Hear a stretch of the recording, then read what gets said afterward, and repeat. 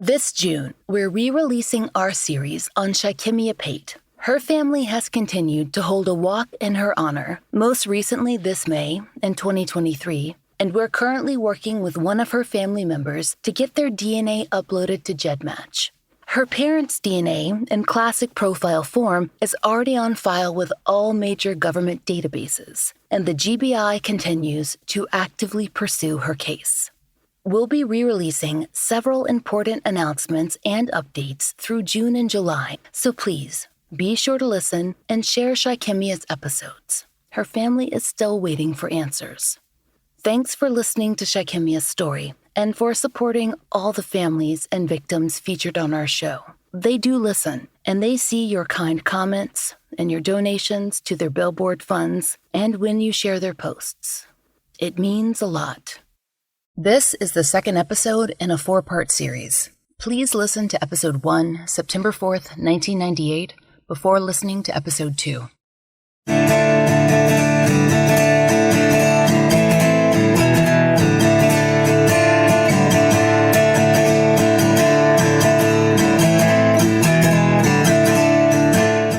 This is the Fall Line.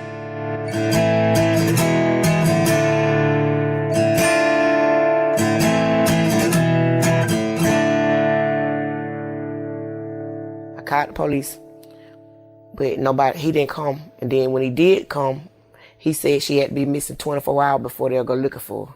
So I had another friend, which his name is Felicia C. She called down there raising sand and going on. And he came back out, but he didn't do anything. He didn't even report it. Saturday, September 5th, 1998. The night before, Shy'Kemmia Pate had vanished. Her mother, Veronica, had searched their neighborhood.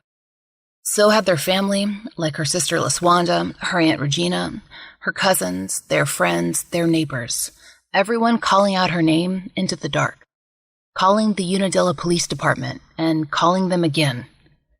An officer eventually came by, but declined to take a report. So the neighbors kept phoning in, raising sin, as Veronica says, throughout the night. And the Dooley County Sheriff's Office, the area's other law enforcement agency, they had no idea this was happening. Their office didn't get a report.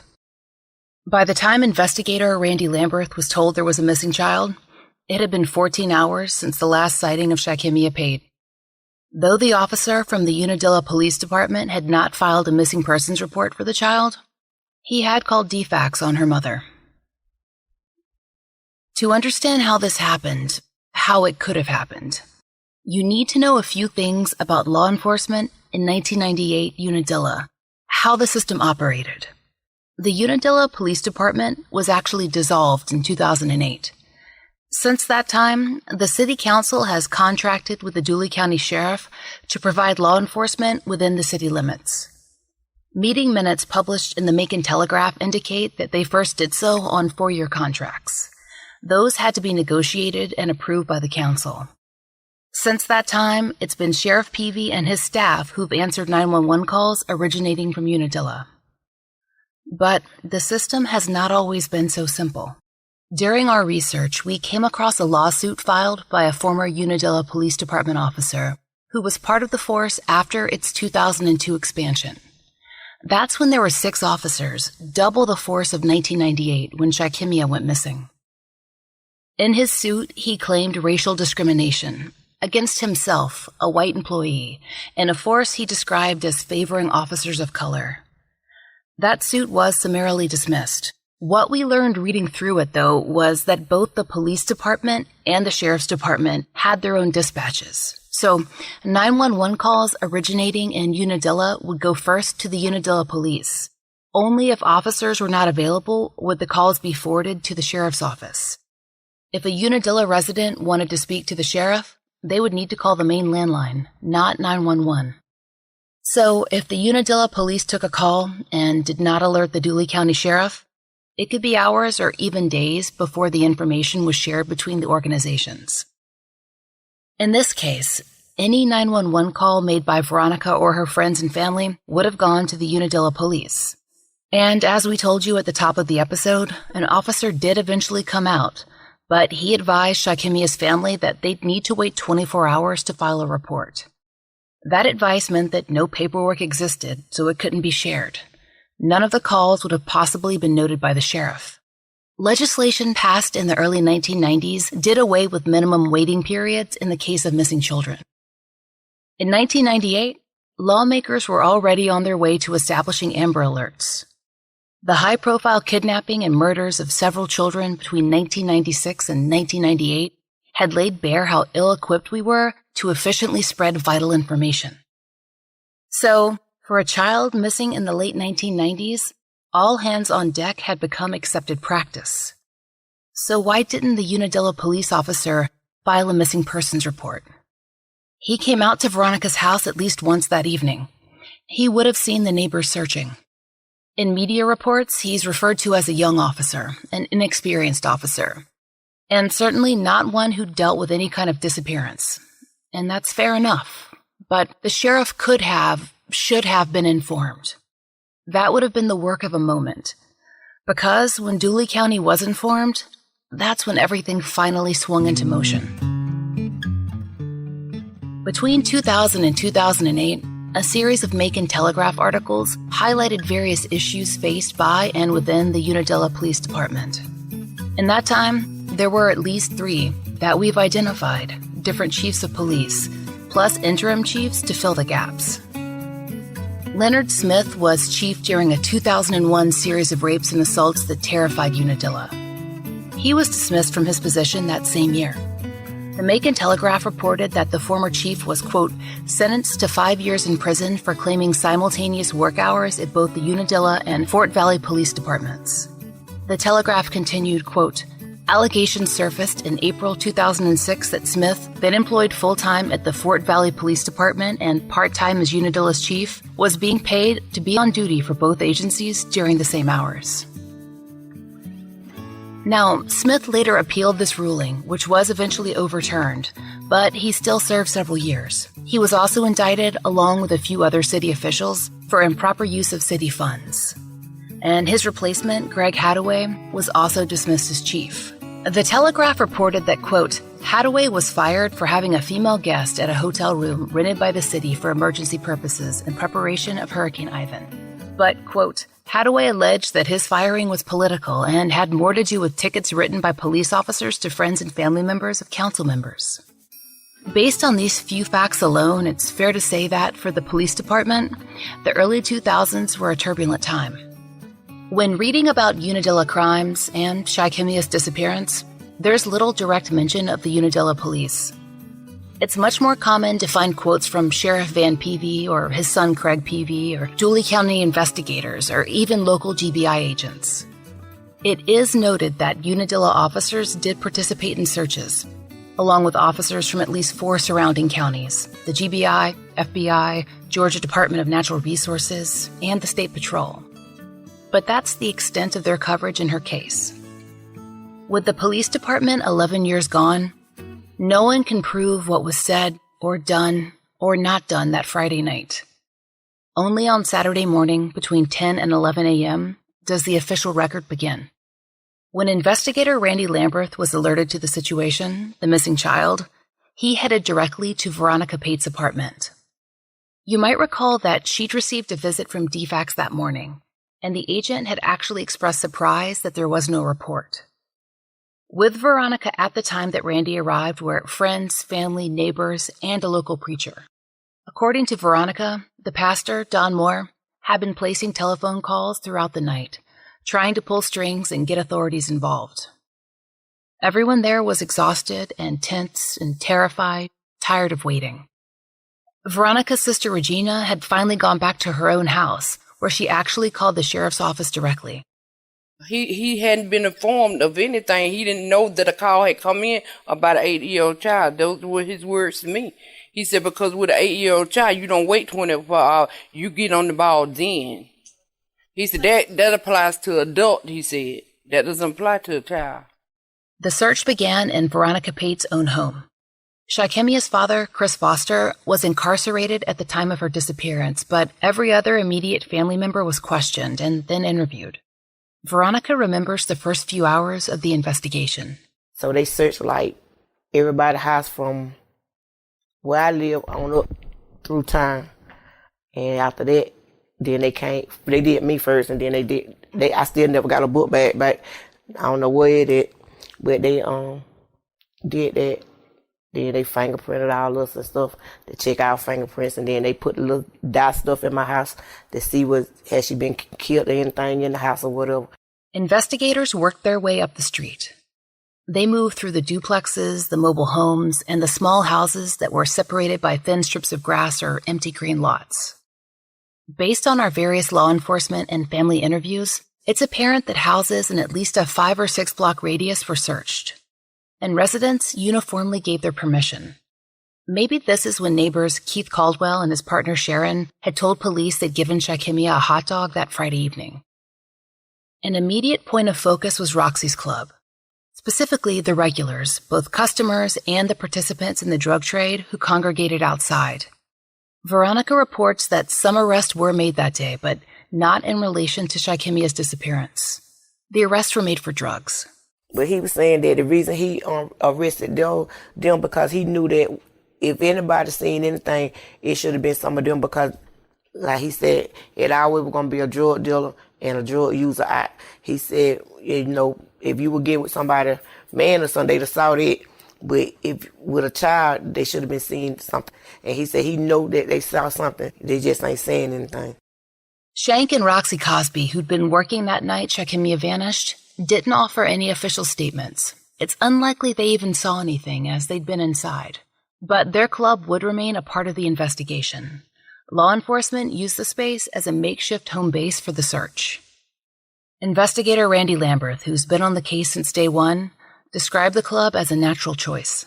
The Roxy Club, the parking lot right there is right on Crumpler Avenue. It also is located right in front of the apartment in which Shy and her mom and sisters lived. So it was just a convenient location that we could park and stage. Also, the utilities of the Roxy Club was open to us, and we'll be able to use that as well. And it was just a convenience, and being right there at the apartment, it was extra convenient. We asked Investigator Lamberth to describe some of the measures that were taken during that initial search, which spanned Saturday, September 5th and Sunday, September 6th. Local citizens had already started on Friday afternoon doing searches in the area around houses, yards, along with the local Unadilla fire and rescue personnel. They was doing this. On Saturday afternoon, we started doing aerial searches, extended the searches out. We included four-wheelers on any path that somebody could have walked or either driven a vehicle. We would ride and span out. So far from that, just looking and see what could be found. There's actually been numerous searches where we actually extended because of Shy was wanting to go to a local football game, which was located in Vienna, Georgia, which was about, I'd say, 12 miles south of Unadilla. Any path of travel, we actually done aerial searches of the roadways there, see if anything could be found. We extended our searches even further outside of town. We actually we worked a 10-mile radius, basically, of Unadilla and the point of incident. Say anything else there. The home searches of about 5 blocks of the incident location was also searched with consensual searches of the residents. People opened their houses and, they allowed us to go in and search whatever they had there trying to find Shy. Did you use dogs at times? At that time, the dogs on the Saturday wouldn't really beneficial because of so much foot traffic and everything, and they'd been tracking somebody else and not Shy. Now, later on into the case, yes, we did. We highlighted certain areas that could be possibility where we brought in cadaver dogs. There was a couple of ponds that was searched, several other areas that were searched with the cadaver dogs. All of these produced negative. The FBI and the GBI became involved very quickly. How did that come about? Again, with me contacting our local GBI agent that lived here within the county on that Saturday morning, their office became involved. And with a missing child, there are certain requirements through the National Crime Information Center, we know as NCIC, where a missing child has to be entered within that computer system almost immediately. This child was entered into NCIC, and in doing so, it alerts the FBI, actually alerts the National Center for the Missing and Exploited Children, in which notified the FBI of a missing child. Then they contacted the GBI, and they sent agents in and started assisting. The GBI's early involvement meant that, as early as Sunday, September 6th, its agents were quoted in local media and were bringing their resources to the case. Though several agents were actively involved, the family's primary contact and later their friend became Ben Collins. Veronica told us that Ben became very close to their family. So much so that when he was deployed in Afghanistan in the early 2000s, he still called Veronica to check in. Collins, now with the Georgia Department of Corrections, still cares very much about Shy'Kemmia's case. He spoke to us about the frantic pace of that initial investigation and the difficulty of tracking down witnesses. Well, I mean, we went nonstop. The first month, I know we worked 16 to 18 hours a day continuously to try to find Shy'Kemmia and to run the leads down that we had at the time. There were a lot of good people that lived in that neighborhood. A lot of hardworking people, but it was a high crime area. There was a lot of street narcotic sales, and that was probably one of the biggest obstacles that we had to overcome during the initial part of the investigation. We would receive information about somebody being at a certain street corner at a certain time, and we would go back and discuss it with them, and they would say that they weren't there, and then come to find out they were there. They were just dealing narcotics, and they didn't want to tell us that they were dealing narcotics. And that was one of the most frustrating things that we had to overcome. As Veronica and investigator Lamberth have said, community members had already been searching for Shy'Kemmia, and that only gained momentum over the weekend. Before the sheriff's investigators had even been informed, flyers had been printed and were being distributed. On Saturday afternoon, the school principal, Dr. Bobby West, arrived at the home. Schoolmates' parents began to spread the word, and eventually all of Unadilla heard about Shy'Kemmia's disappearance. It happened through word of mouth mostly, before Shy'Kemmia could even be featured in the local newspaper or on TV. Sandra Ferguson, Shy'Kemmia's former school counselor, has a very clear memory of the moment she heard that morning. Well, we're a very small community, and the morning after she was identified as missing, I had gone to a local store. And at the store, there was a lady who was a huge school and community advocate. And she approached me and told me that Shy was missing. The lady, who is now deceased, and I agreed to meet with several other people in the community and from the school at the local bank. And we just started walking the town. I really think initially everyone was a little bit in shock. This is Unadilla. People missing in Unadilla. And we've had children, I'll say, misplaced for a few hours. They might have ridden the bus with a friend, the parent or whatever, and we would find them. But to go that length of time without actually knowing where someone was, or, they had tracked down everywhere they knew to look, the parents and family and so forth.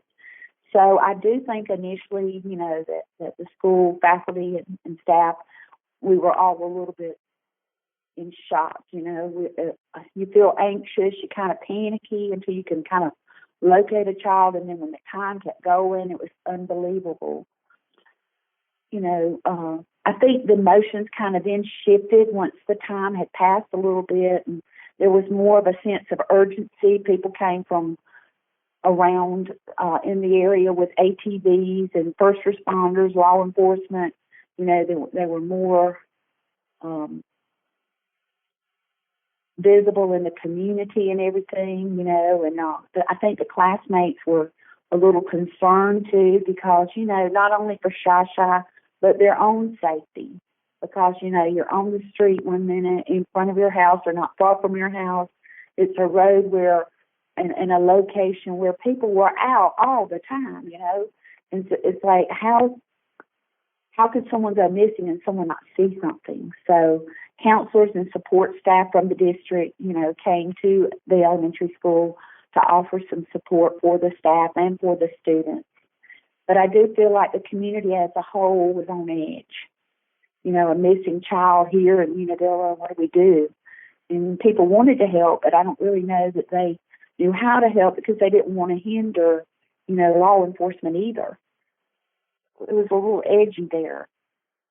Based on archival copies of the Cordele Dispatch, the Hawkinsville Dispatch and News, and the Vienna Observer, Sandra was right. The community was on edge, frightened, wanting answers, keeping their children close. Shy'Kemmia's classmates thought the same thing might happen to them. Within 3 days, the Unadilla principal, Dr. West, had arranged for special counselors to visit the school and work with the students. Early newspaper coverage of her disappearance have a veneer of hopefulness. An article in the Dispatch describes a balloon release organized by the elementary students. They put slips of paper containing information about Shy'Kemmia inside the balloons, hoping to attract attention and tips. The balloons were Shy'Kemmia's favorite color, pink. That particular article, though, ends with a worrisome line, quote, "There are no leads in this case." Several other stories describe the pink ribbons classmates and teachers wore. The News Observer reported that 50 local businesses were also displaying the pink bows. Tony Britt of the Cordele Dispatch added that local churches raise money to support the search efforts. But every article has one thing in common. Each notes exactly how long she'd been missing at the time of publication.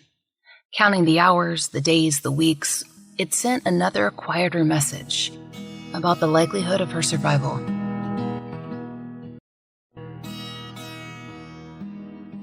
Within days of Shy'Kemmia's disappearance, law enforcement involvement had expanded. Tony Britt of the Cordele Dispatch makes first mention of the FBI on September 11, 1998, 7 days after Shy'Kemmia disappeared. The News Observer reported that in the first month, over 100 interviews were conducted.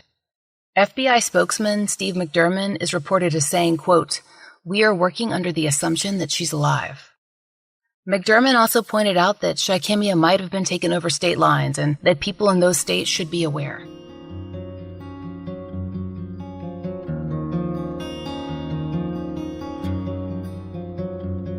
That awareness never reached other states, but hundreds of interviews were conducted. As we said that first weekend, they were mostly focused on the family. This is standard in any missing persons case.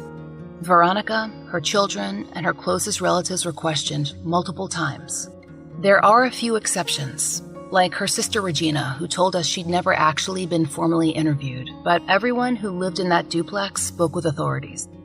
Veronica's mother and brother were also interviewed.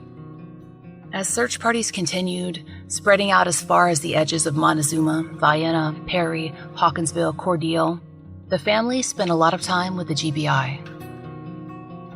Though the initial search efforts were based out of Roxy's Club, formal questioning occurred at the command center, which at the time the Cordele Dispatch reported as off Highway 41. Back then, the new sheriff's office within the Justice Complex hadn't been built. That 1998 command center is long out of use. When we visited Dooley, the new center is where we met with Investigator Lamberth. That new complex sits a mile or so off Pinehurst-Hawkinsville Road. Right off the exit, there's an old gas station that had at some point been converted into a massage parlor. And just a bit further down, past a few fields, is that Dooley Justice Complex. The building is highly efficient, combining a courthouse, dispatch, and the sheriff's office into one tidy box. A poster of Shy'Kemmia is still prominently displayed in the lobby, just like it had been in the command center. Everyone there still calls her Shy. A new location, but the same goal.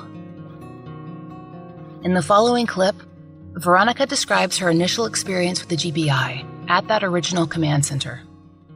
Then they started taking asking questions, and then I had to do like a lie detector test, so I took like 3. Then my mama came, she took one, my brother took one, and my oldest daughter took one. My other kids couldn't take one because one was 12 and one was 15. They did 3 lie detector tests on me, and after I passed all 3 of the lie detector tests, that's when they offered it $15,000.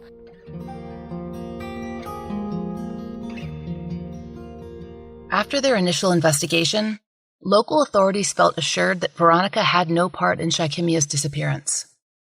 That didn't stop some area journalists from speculating on her involvement, though, or critiquing her reaction. In particular, an article in the Cordele Dispatch offered a troubling observation. It was Tuesday, September 15th, and Shy had been missing for 11 days. In it, the author is summarizing a TV news interview that featured Veronica, whom she describes as, quote, showing little emotion and at times smiling to the camera. Now, this is hardly the worst thing that was said about Veronica or her family, but it felt worse coming from the paper. It got bad enough that a friend, LaWanda Granville, contacted that journalist to defend Veronica. In direct response, the journalist ran another article, this time including support from Veronica's family and friends. In that article, LaWanda is quoted as saying, quote, I don't think it was appropriate to say Veronica was showing little emotion. Her doctor prescribed an antidepressant for her to make her feel better. At night, she cries so hard that she shakes. We sit up with her to watch her and keep her company, and she sits in a chair waiting for her daughter to come home. Another friend is also quoted in support of Veronica. It's in this article that, finally, it's explicitly stated that the family are not considered suspects. Veronica's own memories of that time, the weeks and first months after Shy'Kemmia's disappearance, are fraught and hazy and dark. They gave me trazodone, they gave me Effexor, they gave me Valium, they gave me all the medicine, but the medicine still wasn't doing no good. It wasn't making me go to sleep. It wasn't taking the pain away. And one day I came to Walmart, and I walked in Walmart. I was so schizophrenic, I thought them folks finna kill me. I don't even know how I got home. I drove home, but I don't know how I got home. And then I was still waking up at night at 2:30 in the morning, sitting in a corner crying. Didn't know how I got there, when I got out of bed. I woke up like a zombie. Because I don't remember. I don't think I remember is sitting in the corner crying and my clock saying 2:30. I throw away my alarm clock. Because every night I woke up, it said 2:33. Same time for 2 years. For 2 years, I didn't even go outside. On our first visit to Unadilla, Veronica, her sisters Regina and Rotunda, and her cousin Sue all talked with us about rumors and judgments. Specifically, they reflected on how media and community view the parents and families of missing and murdered children. Talk about what they saw. And see, my thing is the very first officer was trying to play the blame game. Oh, she's not here because you did something to her. Or you try to make us look like she was a bad mom. But, it happens. We can't stop God from things happening. No matter how much we would have all of us had our arms around her, if it was time for her to be removed from us, God was going to let that happen. I mean, of course, everybody might not look at it the way I look at it, because I look at everything goes in order of what God had planned. Everybody can play the if I coulda, woulda, shoulda game. Right. And I've always said if we were going to blame anybody, then the whole community was to blame. Because we all did it. We all let our kids win. So there's no one person that could be blamed. We all would have to be to blame because we all did it. In those early weeks, the Shy'Kemmia Pate Task Force worked 7 days a week. Both the GBI's Ben Collins and the Sheriff Department's Randy Lamberth described 16-hour days. The pace couldn't be kept up indefinitely. Manpower was eventually scaled back. The Cordele Dispatch reported that the team was pared down to 6 full-time officers and agents. They continued to pursue leads and search through the rural counties surrounding Unadilla. And after that first month of her disappearance, most in law enforcement were fearing the worst. If Shy'Kemmia was nearby and alive, wouldn't she have been found? In order to understand what might have happened, officials needed to understand more about the person who took her and why.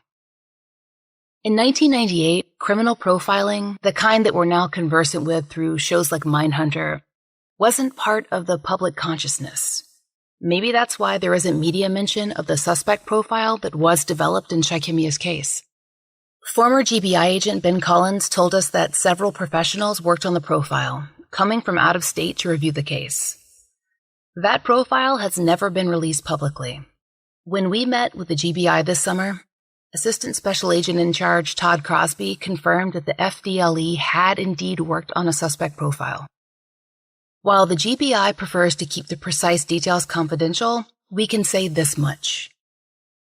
Based on our discussion and on what is generally known about profiling, some broad characteristics that could be applicable would be the following. A suspect would most likely be male. That's based purely on who commits crimes against children, assuming that a family is not at fault. Though women are much more likely to kidnap babies, a non-familial abduction of a child or teenager is more likely to be perpetrated by a male. That suspect would also likely be black. Though not always the case, kidnappings tend to be intraracial, with predators choosing victims mostly or exclusively from their own race. Finally, it would be logical that the perpetrator was or is a local. That's because strangers to the neighborhood were quickly spotted by its close-knit residents. But also, as locals reported to us, because of the drug trade. Law enforcement told us that dealers kept a close watch on who came and who went. Only a resident, a regular on the street, might move about without notice. As weeks turned into months, it became more difficult for the family and law enforcement to hold the public's attention. Shy'Kemmia's step-grandmother, Wilhelmina Foster, paid to have a billboard erected along the highway. It advertised the reward and featured a picture of Shy'Kemmia. But she couldn't fund it for long. After that first month, Shy'Kemmia's name faded from local media coverage. And Veronica stayed up, night after night, hoping her baby might reappear. She sat facing the unlocked door, which she left open despite her own fear. I didn't want her to have to knock on the door. I just wanted her to be able to walk in. After Shy'Kemmia was entered into NCMEC's system, Veronica was regularly supplied with flyers to hang around town. That meant Shy'Kemmia's face, and eventually her age progression, would stare back at Veronica from store windows. Veronica's 3 other children helped her weather Shy'Kemmia's 9th birthday that October. At Christmas, Veronica didn't feel like celebrating. But she still put up a Christmas tree because it was Shy'Kemmia's favorite part of the holiday. She still puts up a tree to this day. Even with the ribbons, the flyers, the searches, which scaled back further by necessity until they could only follow active leads, there were no breaks in the case. Investigator Lamberth tells us that after a time, NCMEC arranged to have Shy'Kemmia's missing poster shown on America's Most Wanted. And to our knowledge, that's the one moment her story would have reached a national audience. At the end of the show of America's Most Wanted, they usually run a couple-minute clips of other missing children, in which we were notified that they would be running Shy on these clips. And each one of these clips for each child is about 15 to 20 seconds or so, and they usually run a couple minutes right at the end of the show. So this is children that's not only local here to us, but also across the U.S. Now, whenever I say local to us, Shy is our first missing child that basically that we can document in every case like this. Yeah, so do you know if that sort of initiated any national tips coming in? Yes, we did get tips from all over the U.S., basically how these were handled. If they were in Georgia, they was passed on to the Georgia Bureau of Investigations, and they would send their agents from their local office out to investigate and would rule these in or out, or say, whether there's a possibility or no possibility at all. Anything outside the state of Georgia, in which there were several, these tips was passed on to the FBI, where they would relay the information onto their local office, and from there it would be ruled in or out, in which all of these was all ruled out as negative results for us. Those negative results have frustrated generations of law enforcement. Dooley County's current sheriff, Craig Peavy, now sits in his father's chair. He holds the same elected office, overseeing the same county. In 1998, Craig was an investigator on his father's team. Perhaps more than anyone, he sensed how the dead ends in Shy'Kemmia's case affected then-Sheriff Van Peavy. I can tell you that, of course, something like this, especially anything that involves a child, affects all of us. But my father was always one to, any case of any kind left unsolved just worried him anyway. He wanted to solve it. He wanted to protect and serve like he committed himself to do when he ran, and he's always been like that, even outside the office. But I could tell days that things bothered him during this whole process, even, right as it happened and we were out looking, we had teams on four-wheelers and on foot, and any tip, any lead that came in, regardless of how it sounded, we checked it out. And I watched him to the point where some days I just didn't bother about, is there anything wrong, what's going on. I knew where his mind was, and this was just something that all he wanted to do, it was just about like nothing else mattered. He had to find this little girl. And he had us all the same mindset. And nobody was there because he told us to be there. Everybody was there because they wanted to be there. From FBI, GBI, different agencies, DNR, State Patrol, you name it, outside agencies coming in. Any little lead, we all jumped in as a team, split up in groups, and we searched so many places, and followed so many leads. But, it just, every time we'd follow a lead, it'd come to a dead end. I could really see it just, eating on my father. Eventually, it was late summer, 1999. Everyone, Veronica, her family, the sheriff's office, the assigned GBI agents, were acutely aware that they were facing down a stark anniversary. There might be a few articles to mark the 365 days that had passed since they last saw Shy'Kemmia, but there was no new information. No one coming forward to say they'd seen her at another house, in a car, turning a corner. And maybe no one had seen, but that wasn't likely. Though the media didn't reflect it, Unadilla residents had not forgotten their lost girl. Parents remained wary. They kept their children close. Regina, Veronica, and Rotunda told us that, at that time, everyone remained in a near constant state of hypervigilance. Yeah, when it happened, everybody in that neighborhood was frantic. Your kids couldn't go nowhere without you and stuff. And that's how she was about her kids when that happened and stuff, You seen Quasia. What she said she was going to her, and all day long she called him when she didn't see him and stuff. And that's how everybody in the community had got, because that's unusual for something like that to happen. So everybody had to know where their kids were then. That was worse on mine after that happened. Like, you can't do this and you can't do that because this might happen and that may happen. Mm-hmm. And one of them said, you don't trust nobody. You don't trust nobody. But it's likely that worry didn't extend much past the town's borders. After all, counties near Dooley like Twiggs, Pulaski, Sumter, Crisp had all remained quiet. That peace lasted until August of 1999. That year, August 15th fell on a Thursday. In Twigg County, it was hot, bright. The temperatures that month hovered around 90 degrees.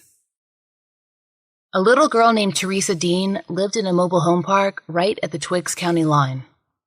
Teresa, who was 11, spent that day as she spent most others, more outside than in.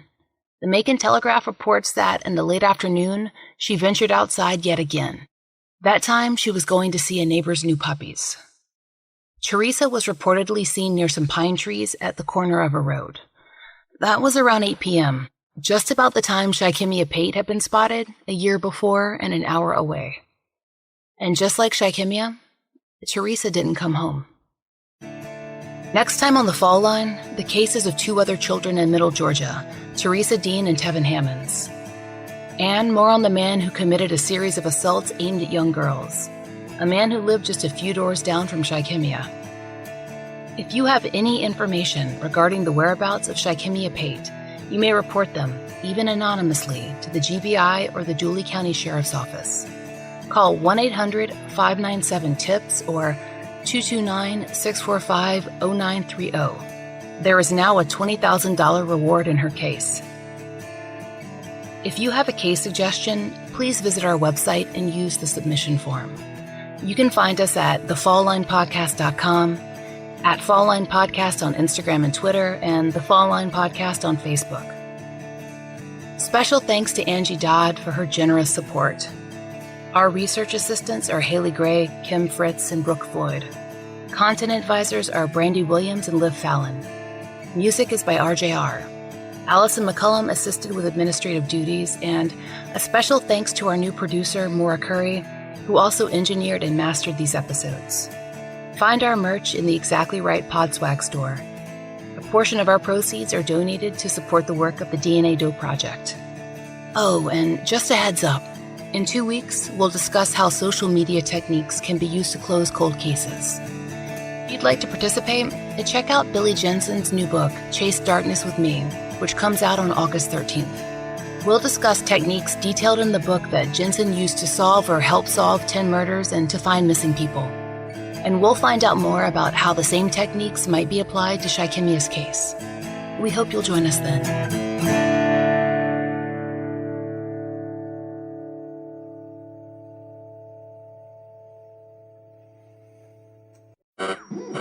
We interrupt this program to bring you an important Wayfair message. Wayfair's got style tips for every home. This is Styles McKenzie helping you make those rooms sing. Today's style tip. When it comes to making a statement, treat bold patterns like neutrals. Go wild, like an untamed animal print area rug under a rustic farmhouse table from Wayfair.com. Arr, fierce. This has been your Wayfair style tip to keep those interiors superior. Wayfair, every style, every home.